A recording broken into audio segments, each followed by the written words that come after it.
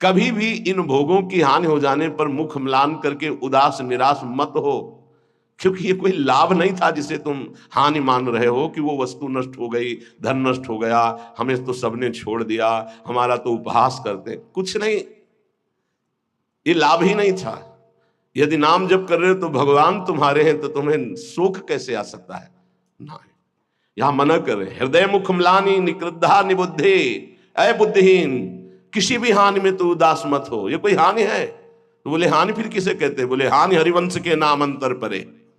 अगर आप राधा राधा जप रहे हो, कृष्ण कृष्ण जप रहे हो, श्री हरिवंश राधा वल्लभ श्री हरिवंश, कोई भी हानि हो गई, उदास होने की जरूरत नहीं है। मेरे स्वामी ने एक सेकंड में पलक झपकते अनंत ब्रह्मांड रच दिए, वो जब जैसा चाहेंगे कर देंगे, जोई जोई प्यारो करे सोई मोहि भावे। मुझे निराश या मुख म्लान करने की जरूरत नहीं। देह स्त्री वित्र पुत्रादिशु नहीं, बहुत पवित्र बात करें, देह तुम्हारी और स्त्री और पुत्र और वित्त अर्थात धन पुत्र स्त्री शरीर ये तुम्हारा न, ये नहीं है तुम्हारा, नहीं। कैसे नहीं है? तो सब फाइनल में आओ, ये शरीर जाएगा तुम्हारे साथ? नहीं। पत्नी नहीं, पुत्र नहीं, बैंक बैलेंस नहीं। तो कहने देह स्त्री वित्त पुत्र आदेश नहीं। इसलिए ममधीर मित्र बुद्धि, अपनी बुद्धि को बचाओ, इनसे ममता ना होने पावे, इनमें भगवत भाव करो। स्वाशत्रुष पीड़ायाम समन्तात, कोई कितनी भी पीड़ा दे उससे दुश्मनी ना होने पावे। क्यों? क्योंकि मुझे भगवत प्राप्ति करनी है ना, और भगवत प्राप्ति उसी को होती विश्व में जिसका एक भी दुश्मन नहीं होता। ध्यान दो, ये जन्म बहुत दुर्लभ है। कितना एक एक बात को एकदम अलग अलग करके बता रहे हैं। तुम्हारे पास धन है, स्त्री है, पुत्र है, मकान है, बड़े मित्र हैं, फाइनल में तुम्हारे पास कुछ नहीं है। राधा राधा नाम जप करो, है, अब तुम्हारे पास है, नाम जप है। साधु संग, हाँ ये तुम्हारे पास है। वाणी गायन, हाँ ये ठीक है। दूसरों की परोपकार भरी सेवा, हाँ है तुम्हारे पास संपत्ति है, ये जाएगी आपके साथ। मम धी माने बुद्धि, मम माने मेरा, इनको कभी मेरे भाव से स्वीकार मत करो कि मेरी पत्नी, मेरा पुत्र, मेरा धन, मेरा मकान। तुम्हारा शरीर भी तुम्हारा नहीं है, ये छूट जाएंगे यही, तो क्या भाव करें इनसे? भगवत भाव। इनमें जो पावर है उस सब में भगवान बैठे हैं, ऐसा भाव करोगे तो ये भाव तुम्हारा उद्धार कर देगा, संसार में फंसने नहीं देगा। और स्वशत्रुष पीड़ायाम समन्तात, शत्रु भाव रखकर कोई हमसे कितनी भी हमें पीड़ा दे, हमको उससे शत्रु भाव नहीं होने देना, क्योंकि मुझे भगवत प्राप्ति करनी है। अगर एक से भी शत्रु भाव हो गया तो भगवत प्राप्ति में बाधा पड़ जाएगी, ये पक्की बात है। अगर कोई तुमसे दुश्मनी करता है, यद्यपि बहुत कठिन है कि वो सामने से कटु वचन बोले, हम हाथ जोड़ के निकलना पड़ेगा, क्योंकि तुम्हें महान पद में जाना है, तो हाथ जोड़ना पड़ेगा तुम्हें। फिर और बड़े बड़े पद, और ये तो परम पद है, इसमें पूरे विश्व का वोट चाहिए। हरिवंश नाम लीन जे अजात शत्रुते सदा, प्रपंच दंभ आदि दे तहां कछु न पेखे। सेवक जी महाराज कह रहे हैं, अगर भगवत प्राप्ति करनी है तो पूरे विश्व में कोई भी एक शत्रु नहीं, शत्रु पैदा ही नहीं हुआ, अजात शत्रु भक्त होता है, उसका शत्रु ही नहीं, तो क्या उसकी दुश्मनी या कोई उससे द्वेष नहीं करता, कोई उसको गाली नहीं देता, कोई अपमान नहीं करता? नहीं होता, रोज होता है, पर उनमें भगवत भाव किया जाता है। मेरे प्रभु क्यों वो तो ऐसी बात कर रहा है, ऐसी चेष्टा कर रहा है, ऐसे ऐसे नहीं। 100 रूप में प्रभु आकर के, सैकड़ों रूप में प्रणाम करके सम्मान बढ़ा रहे, तो 2-4 रूप में आकर उसका बैलेंस ठीक कर रहे, बड़े कृपालु हैं। अगर आपको गुस्सा आ गया तो आपने प्रणाम का भोग स्वीकार किया, तो फिर आपका परमार्थ रुक जाएगा।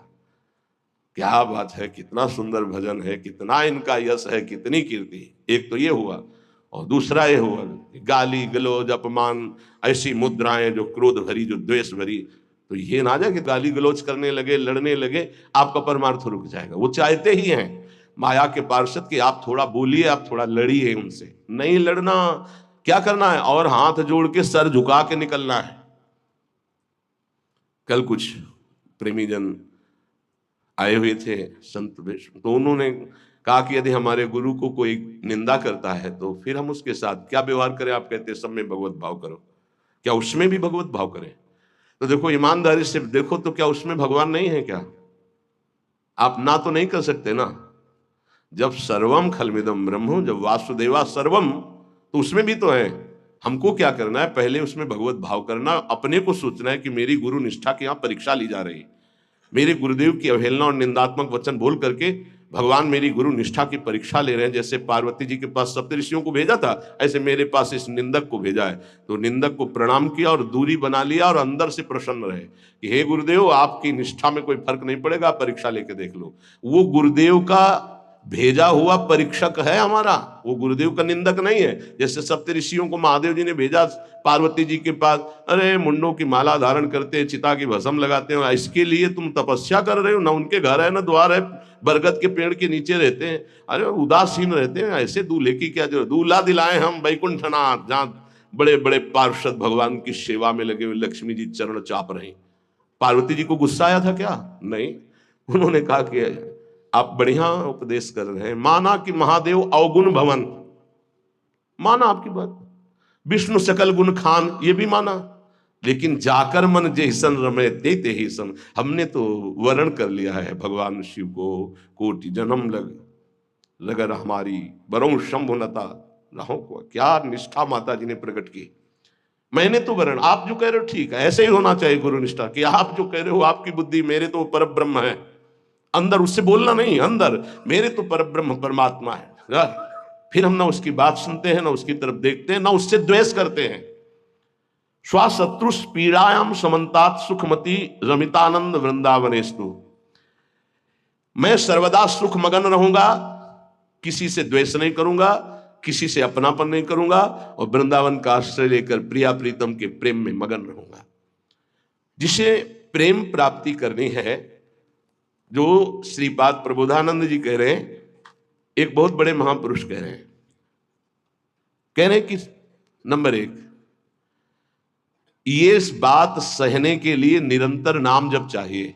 जो अभी तक आपने सुना, मोक्ष कड़वा लगने लगे, समस्त इंद्रियों भोग नरक के समान लगने लगे, समस्त भोगों में विष दिखाई देने लगे कि ये तो पूरे तीनों शरीरों को नष्ट करने वाला है, गंदा करने वाला है, और हृदय से हमारे कि इंद्रियों का जो विलास है ये तो नरक तुल्य है, लेकिन सिद्धियां भी ये माया का जाल है। नहीं चाहिए मुझे कोई सिद्धि, मुझे भगवत प्रेम चाहिए। भगवत प्रेम प्राप्त करने के लिए समस्त संसार की स्त्री शरीरों में जगदम्बा बुद्धि होना अनिवार्य है, और समस्त स्थिर और चेतन जड़ चेतन में भगवत बुद्धि होना अनिवार्य है। अपना शरीर, अपनी पत्नी, अपना पुत्र, अपना धन, अपना मकान, ये अपना नहीं है, अंतिम में छूट जाएगा, ये वैराग्य बुद्धि होना अनिवार्य है। फिर भगवत भाव का प्रादुर्भाव तभी होता है जब पूरे संसार में किसी से भी हमारी दुश्मनी ना हो। अब ये सब कैसे होगा? तो बोले नंबर 1, निरंतर जो नाम जप करता हुआ मालिक से प्रार्थना करता रहता है। मालिक कौन? अपने इष्ट से, कि हे प्रभु मुझे ऐसी सामर्थ्य दो कि कोई भी विषय मुझे परास्त न कर पावे, और पूरे संसार में मेरा किसी से भी द्वेष न हो। अद्वेष्टा सर्वभूतानाम, गीता जी भी कह रही, अद्वेष्टा सर्वभूतानाम, किसी भी भूत प्राणी के प्रति हमारा द्वेष दोष भाव ना हो। पहला, निरंतर नाम जप और प्रभु से प्रार्थना। इसमें लिखा मालिक से प्रार्थना, अपने स्वामी श्री हरि से, इष्ट से प्रार्थना कि मुझे ऐसी सामर्थ्य। प्रार्थना में बहुत सामर्थ्य है। अरे बहुत सावधानी की जरूरत है। किसी के प्रति जरा सा भी दोष चिंतन, जो भजन जिनका एक तार चलता है, बड़ी बाधा खड़ी हो जाती है।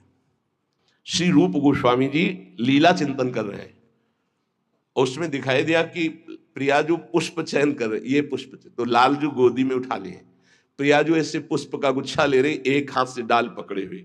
लालजू ने देखा कि सुरक्षित डाल पकड़े प्रियाजू नजदीक की छोटी कुंज में, तो छोड़ दिया, तो प्रियाजू ऐसे और लालजू आनंदित हो रहे हैं।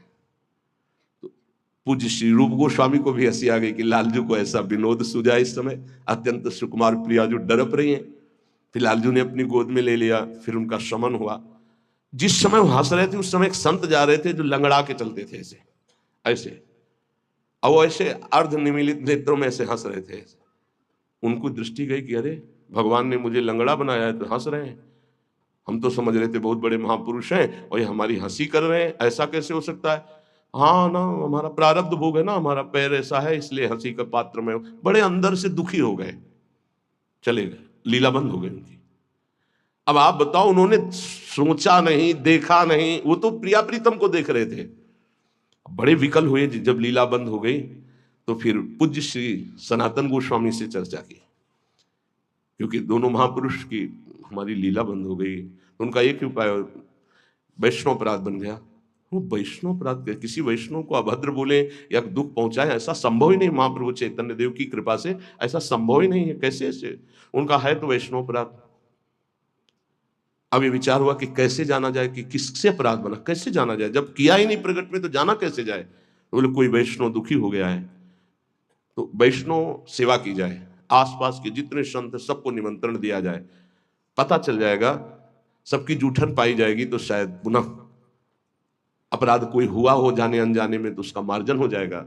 ऐसा हुआ, आसपास के सब संतों को निमंत्रण दिया गया। वैष्णव जे भी उनके पास निमंत्रण गया तो नाराज होके बोले, पहले तो उपहास करके हंसी उड़ाते हैं, फिर निमंत्रण देते हैं, हमें नहीं जाना। तुरंत सूचना आई कि वो नाराज है। अरे तुरंत गए पूज्य श्री रूप गोस्वामी जी और कहा, प्रभु कब हमने आपका उपहास किया? तो कहा, प्रभु प्रभु आप कर रहे हो, उस दिन हम जा रहे थे और जैसे हमारा भगवान ने पैर ऐसा कर दिया है तो झटका मार के चलते हैं, तो आप हंस रहे थे। तो उनका मुझे तो याद ही नहीं कि आप कब निकले और हम कब हंसे। तो उन्होंने समय बताया कि अमुक दिन उस समय। अच्छा अच्छा, तो उनका, प्रभु ऐसे बतानी नहीं चाहिए पर आप नाराज हैं इसलिए बता रहा हूं। प्रभु उस समय हम लीला देख रहे थे, प्रियाजू पुष्प चयन करने की, तो लालजू गोद में उठा के वो पूरी घटना बताई और कहा, अगर ऐसा भाव में हम हंस रहे तो आप उसी समय निकल रहे होंगे, आपको ऐसा लगा तो प्रभु आपके लिए नहीं था, आप क्षमा कीजिए। वो तो प्रियाला तो चरणों में गिरे जो दूसरे वैष्णव थे और कहा, अरे आप जैसे महापुरुषों के प्रति हमारा दोष भाव बन गया, क्षमा करो। वो राजी, तत्काल लीला प्रारंभ हो गई, तत्काल। अब आप विचार करो, जब दोष नहीं है वैष्णव दुखी हो गए तो लीला रुक गई। फिर अगर केवल स्वीकृति की हाँ ये गलत है, वो गलत कर रहे हैं तो भी हाँ गलत है, नहीं और भगवान की लीला भगवान जाने। नहीं आप बताओ कि ये गलत है कि सही, नहीं तो हम कोई जज है क्या? जिनके सारे हम चल रहे हैं उनके सारे वो चल रहे हैं, उनसे पूछो जाके, चले जाओ राधा राधा राधा। कभी किसी का फाइनल करने के नहीं, तस्मात् शास्त्रम तो तुम्हारा। ये बहुत सूक्ष्म विषय है, इसलिए वर्णन किया, बहुत सूक्ष्म विषय है, बहुत सावधान। नाम जापक भगवत प्रेम प्राप्ति के लिए इतनी सामर्थ्य जो अभी पीछे चर्चा हुई, उसके लिए निरंतर नाम जप और प्रभु से प्रार्थना की किसी भी के प्रति हमारा तनिक भी दोष भाव न बनने पावे। प्रभु से प्रार्थना, वही सबके हृदय में बैठे हुए, वही आपको ऐसी सामर्थ्य देंगे। क्योंकि सृष्टि में आपके प्रति प्रतिकूल व्यवहार होगा, आपका उपहास करेंगे, आप नाना प्रकार के कटु वचन बोलेंगे, आपको सह जाना है, उनके प्रति कटु वचन नहीं करना, दोष भाव नहीं करना, नहीं अपनी भगवत प्राप्ति में बाधा आ जाएगी। ये सूक्ष्म विषय सब कोई नहीं समझ पाएगा, लेकिन उपासक जो भगवत प्राप्ति करना चाहते हैं, अपना भजन बचाना चाहते हैं, वो इस बात को अच्छे से पकड़े। दूसरा, जो दिनचर्या दी गई है उसमें आलस्य ना होना, भगवत प्रेम प्राप्ति या ऊंचाई पर चढ़ने के लिए जो दिनचर्या है, हमको ये नहीं देखना है कि अमुक साधक आता है कि नहीं आता है, अमुक नहीं आता तो हम भी नहीं आते हैं, ऐसा नहीं। अमुक की त्रुटि है, उसका सुधार करना चाहे तो कर सकता है, लेकिन आप सुधरे हुए हो तो आपको अच्छे आचरणों का अनुकरण करना है। आपको ऐसे आचरण नहीं करने हैं जिनसे हमारी दिनचर्या बाधित हो जाए। एक चीज और ध्यान रखना है, इसको बहुत विस्तृत रूप से समझा इसलिए रहे कि एक दिनचर्या है जिसके पास सेवा नहीं, गुरु सेवा, और एक दिनचर्या है जो गुरुजनों की सेवा में रहते हैं, उनसे हो सकता है जो भागवतिक दिनचर्या का आदेश दिया गया है वो ना हो, तो उनको असंतुष्ट नहीं होना, क्योंकि वो गुरु सेवा में है। सारी दिनचर्या का फल जो है वो गुरु प्रसन्नता है। तो अगर वो गुरु सेवा में, जैसे हमारी श्री जी की भोग सेवा में है, अब प्रातः बाल भोग से लेकर के शयन तक कितने भोग श्री जी को लगते हैं, अब उनमें उनको हो कि हमारी दिनचर्या तो नहीं। अब जैसे जो और हैं सेवा में है बहुत से, कोई किसी सेवा में कोई किसी सेवा में, अब उनकी दिनचर्या वो माला लेके नहीं बैठेंगे, थोड़ी थोड़ी देर में जो दिनचर्याएं हैं, जो सेवाएं हैं, तो उनको इस बात का पश्चाताप नहीं करना कि मेरी दिनचर्या नहीं चल रही। वो तुम्हारी दिनचर्या गुरु प्रसन्नता के अंतर्गत है, उसमें नहीं सोच। और ये नहीं सोचना कि अब हम सेवा कर रहे हैं तो हमारा वो भजन तो हो नहीं रहा जो दूसरे माला से कर रहे हैं, तो पता नहीं मेरी गति क्या होगी, ये नहीं सोच। गुरु सेवा का एक प्रताप है, ये ध्यान रखना। जैसे मान लो कोई शरीर के वस्त्र धो रहा है, कोई ऐसी सेवाएं कर रहा है, वो नाना प्रकार की सेवाएं हैं जिनमें उनको समय ही नहीं मिल रहा कि वो बैठ करके पद गायन करे, वो 11 माला 41 माला वो संख्या पूरी करे।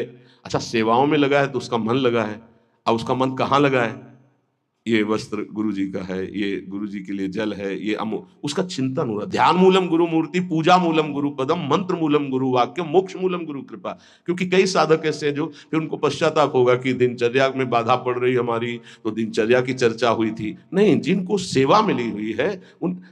एक बार भगवान शंकराचार्य जी से कई शिष्यों ने कहा कि एक ये ब्रह्म सूत्र है, इसकी व्याख्या सुनना चाहते। तो उनकी शरीर सेवा में स्नान के बाद जो वस्त्र लंगोटी आदि प्रक्षालन करना है, वो त्रोटकाचार्य जी रहते थे। तो उन्होंने कहा त्रोटक को आ जाने दी। तो उन्होंने कहा प्रभु वो तो कभी व्याकरण नहीं पढ़े, कभी शास्त्र, जब गायन स्वाध्याय होता है तो कभी बैठते नहीं हो, तो शरीर सेवा में ही लगे रहते। मतलब ज्ञान की चर्चा थी ना, तो शरीर को, गुरु के शरीर को वो साधारण शरीर समझ रहे थे। उनका अच्छा ऐसी बात है, आ जाने दो उसको। जब आ गए तो बोले खड़े हो, इस ब्रह्म सूत्र की व्याख्या करके बताओ। तो जो पढ़ने लिखने से नहीं आता, गुरु कृपा से आता है। तत्काल संस्कृत का प्रादुर्भाव हुआ और वैदिक सिद्धांतों का प्रवचन, सब दंग रह गए। तो उनका गुरु की लंगोटी ढोने वाले को साधारण समझते हो क्या? साधारण नहीं होता गुरु की लंगोटी धोने वाला, वस्त्र धोने वाला। असाधारण कृपा से सौभाग्य मिलता है, असाधारण कृपा से। तो जिनकी जो दिनचर्या ऐसी है कि उनको फुर्सत ही नहीं है, तो उनको कभी नहीं सोचना कि इतने बजे इतने बजे इतने, उनकी दिनचर्या है। तो ये चीजें ध्यान रखना है उपासक को। प्रमाद में हमें दिनचर्या में बाधा नहीं पहुंचानी, प्रमाद युक्त हमारी दिनचर्या नहीं होनी चाहिए। यदि गुरु सेवा, इष्ट सेवा में हमारी जो गुरु की अन्य साधकों के प्रति बताई हुई दिनचर्या उसमें बाधा पड़ती है, तो वो बाधा नहीं मानी जाएगी आपकी। दूसरा जो अभी वर्णन किया, गुरु प्रदत्त दिनचर्या में बाधा नहीं होनी चाहिए। बहुत बड़ी चीज है गुरु प्रदत्त दिनचर्या, बहुत बड़ी वस्तु है, बहुत बड़ी वस्तु। गुरु सेवा मिल गई तो लाडली जो अधीन हो गई पक्का। तीसरा, कुसंग से दूर रहना, ये बहुत जरूरी है, बहुत जरूरी है। रावण लंका में रहता था, लंका समुद्र के किनारे थी, समुद्र निर्दोष था, पर ऐसे दोषी का संग समीपता होने के कारण समुद्र को बांध लिया गया, समुद्र बांधा गया। जिसकी मर्यादा अपार है उसे मर्यादा पुरुषोत्तम ने बांध दिया। किस लिए बांधा गया था? क्योंकि रावण का पड़ोसी था। रावण का पड़ोसी होने के कारण समुद्र को बांध दिया गया। जो रही मुत्तम प्रकृति का कर सकत कुसंग, चंदन विष व्यापत नहीं लपटे रहत भुजंग। अच्छा, जब कोई गलत करता है तो वो चार से थोड़ी कहता है कि मैं गलत करता हूं, नहीं, वो सही और कुबुद्धि को वो ही सही दिखाई देता है, गलत सही दिखाई देता है और वो परमार्थ से भ्रष्ट हो जाता है। इसलिए कुसंग से बहुत दूर रहना चाहिए। सत्संग और कुसंग का कैसे पहचान करोगे कि हमारा कुसंग हो रहा है, हमारा सत्संग हो रहा है या कुसंग हो रहा है, कैसे पहचान करोगे? तो संतों ने कहा है, जाके संग कुमति मति उपजय करत भजन में भंग। जिससे देह भाव पुष्ट होने लगे, भगवत भाव नष्ट होने लगे, वैराग्य भाव नष्ट होने लगे, राग पुष्ट होने लगे, भजन छूटने लगे, संसार अच्छा लगने लगे, नाम छूटने लगे और ध्यान अच्छा लगने लगे। गुरु से अश्रद्धा हो जाए, भक्ति से अश्रद्धा हो जाए, ये कुसंग का फल होता है। अच्छा, कुसंग का फल जब आपके ऊपर चढ़ेगा तो आपको नहीं लगेगा मैं कुसंग कर रहा हूं, नहीं तो ठीक हो जाओगे। सामने से महापुरुषों को लगेगा कुसंग कर रहा है, और वो जब कहते हैं तो उनको चिड़चिड़ाहट होती है, मैं कहां कुसंग कर रहा हूं। नहीं नहीं, क्योंकि कुमति कभी स्वीकार नहीं करती कि मैं कुमति हूं। अगर स्वीकार कर ले तो सुमति आ जाए। कुसंग से बचना चाहिए। पहला है निरंतर नाम जप करते हुए भगवान से प्रार्थना करना कि कभी किसी के प्रति हमारा दोष दर्शन न हो, शत्रुता का भाव न हो। दूसरा, गुरु प्रदत्त दिनचर्या का पालन करना, आलस्य बिल्कुल ना आने देना। तीसरा, कुसंग से बचना। और चौथा, उन ग्रंथों से, उन प्रवचनों से, उन किस्से कहानियों से, उन चित्रों से बचना चाहिए जिनसे हमारा भगवत भाव नष्ट होता है। जैसे कल एक प्रसंग में प्रश्नकर्ता कह रहे थे कि हमको उपदेश मिला है कहीं से, बस श्वासों के आने जाने पर ध्यान दो, बस इसी से परम पद मिल जाए। यार श्वासें तो वैसे ही चल रही हैं, आने जाने के ध्यान का मतलब क्या रहा? श्वासों के आने जाने का ध्यान दो कि खाली तो नहीं जा रहे हैं। हर में राधा वल्लभ सी हरिवंश राधा राधा राधा। जैसे कल आपसे कहा था, नाम रूप लीला धाम से हटा दे, वो कुसंग होता है। वो बेचारा, पर हमका थोड़ी श्रद्धा है हमारे प्रति। बोले श्रद्धा ही तो लाई है आपके पास, तो हमका आज से राधा राधा नाम जप कर, और प्रभु का जो रूप ध्यान में तुम्हारे प्रिय लगे, राम रूप, कृष्ण रूप, हरि रूप, जो भी, तुरंत ध्यान कर, उनके ध्यान में लग। ये बिहारी जो राधा रमन, जो राधा वल्लभ, जो साक्षात भगवत प्राप्ति के लिए ही तो विग्रह रूप धारण करके प्रकाशित हो रहे। कभी कभी जिसे हम सत्संग समझते हैं वो कुसंग बन जाता है। इसको ध्यान से सुनना। इसीलिए रोज सत्संग में घुमा के आ जाती है बात कि इष्ट मिले और मन मिले, मिले भजन रस रीति। अरे भगवान शिव नाम जप करते हैं, सनकादि नाम जप करते हैं, वो परमात्मा निराकार है, साकार है, सगुण है, निर्विशेष, पूरा का पूरा आपको समझ में आ जाएगा। फिर उनको समझाया कि गुरुदेव साकार है कि निराकार, जो उपदेश किए थे। बोले साकार है। प्रणाम करते हो? हाँ। माला पहनाते हो? हाँ।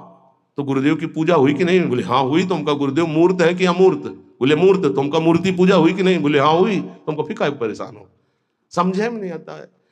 अरे भाई बहुत संभल के, बहुत संभल के। शास्त्रों में जो लिखा उसको समझना के लिए बहुत पवित्र बुद्धि चाहिए। परमात्मा निराकार भी है। कैसे निराकार है?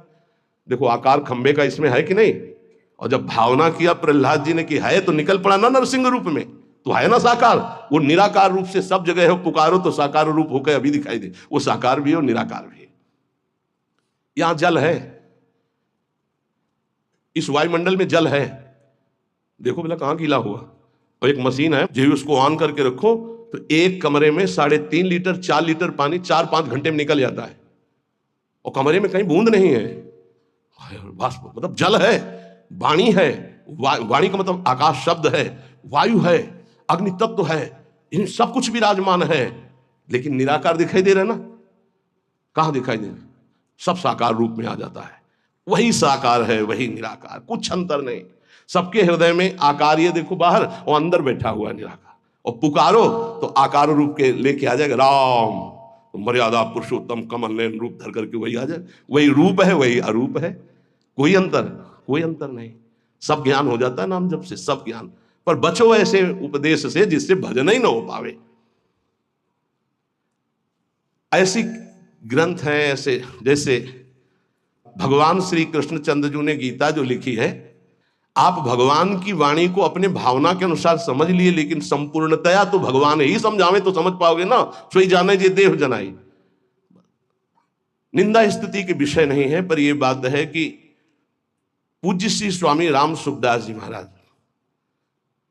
इतनी सरल भाषा में गीता जी का स्वरूप प्रकाशित किया कि मुझे लगता है कि अपने जैसे मंद बुद्धि वालों को भी भगवान की दिव्य वाणी समझ में आए। स्वामी जी का अवतार इसी बात के लिए हुआ था, गीता जी के लिए, श्री स्वामी राम सुखदास जी, कि साधारण से साधारण आदमी गीता के गूढ़ शब्द को, राष्ट्र को जान जाए।